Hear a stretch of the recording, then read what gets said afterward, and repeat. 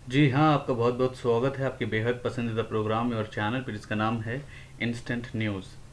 केंद्र सरकार ने आज एक बड़ी घोषणा करते हुए शिक्षा नीति में अहम बदलाव कर दिया।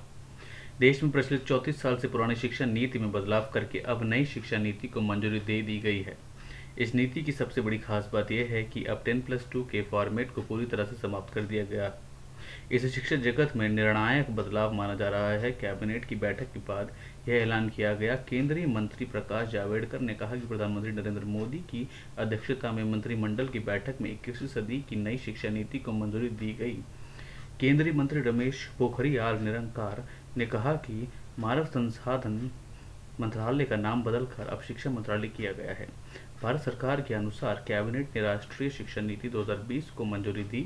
उच्च शिक्षा में प्रमुख सुधारों में 2035 तक 50% सफल नामांकन अनुपात का लक्ष्य रखा गया है।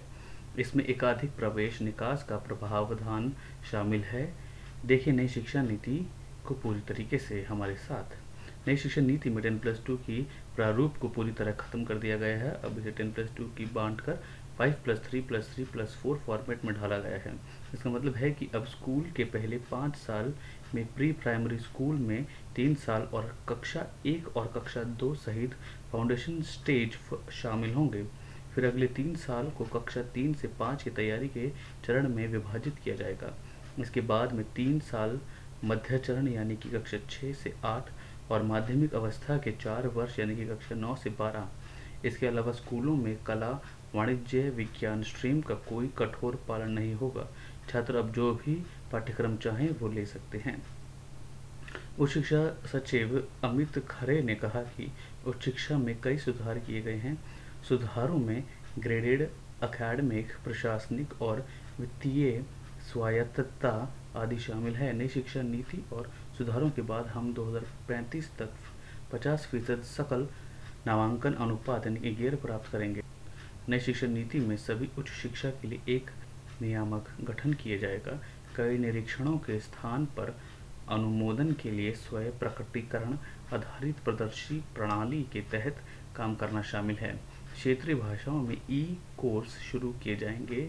वर्चुअल लैब्स विकसित किए जाएंगे। एक नेशनल एजुकेशनल साइंटिफिक फोरम शुरू किया जाएगा। देश में 45,000 कॉलेज हैं। ग्रेडेड स्वायत्तता के तहत कॉलेजों को शैक्षणिक, प्रशासनिक और वित्तीय स्वायत्तता दी जाएगी। मल्टीपल एंट्री और एग्जिट सिस्टम में पहले साल के बाद सर्टिफिकेट, दूसरे साल के बाद डिप्लोमा और 3 साल के बाद डिग्री दी जाएगी। 4 साल का डिग्री प्रोग्राम, फिर एमए और उसके बाद बिना एमफिल के सीधा पीएचडी कर सकते हैं। बोर्ड परीक्षाओं के लिए कई प्रस्ताव नई एजुकेशन पॉलिसी में है। बोर्ड परीक्षाओं के महत्व के कम किया जाएगा। इसमें वास्तविक ज्ञान की परख की जाएगी। कक्षा 5 तक मातृभाषा को निर्देशों का माध्यम बनाया जाएगा। रिपोर्ट कार्ड में सब चीज़ों की जानकारी होगी। नए सुधारों में टेक्नोलॉजी और ऑनलाइन एजुकेशन पर जोर दिया जाएगा। अभी हमारे यहाँ डीम्ड यूनिवर्सिटीज़, सेंट्रल यूनिवर्सिटीज़ और स्टैंडअलोन इंस्टीट्यूट्स के लिए अलग अलग नियम हैं। नई एजुकेशन पॉलिसी के तहत सभी के लिए नियम समान होगा। नई शिक्षा नीति जानिए एक नज़र में। हर छात्र की क्षमताओं को बढ़ावा देना प्राथमिकता होगी। छात्रों के लिए कला और विज्ञान के बीच कोई कठिनाई, अलगाव नहीं होगा। शिक्षकों के साथ वैचारिक समझ पर जोर दिया जाएगा। रचनात्मक और महत्वपूर्ण सोच को बढ़ावा मिलेगा। नैतिकता, संवैधानिक मूल्य पाठ्यक्रम का प्रमुख हिस्सा होगा। स्कूली शिक्षा को बदलाव स्वरूप, जैसे कि हम सब जानते हैं कि 10+2 को हटा के 5+3+3+4 में बदल दिया जाएगा। अधिक जानकारी के लिए बने रहें। Thank you so much. आपका बहुत बहुत शुक्रिया हमारी न्यूज़ को सुनने के लिए, देखने के लिए। आगे लेटेस्ट न्यूज़ देखने के लिए हमारे चैनल को सब्सक्राइब करें और बेल आइकन दबाना मत भूलिएगा। धन्यवाद।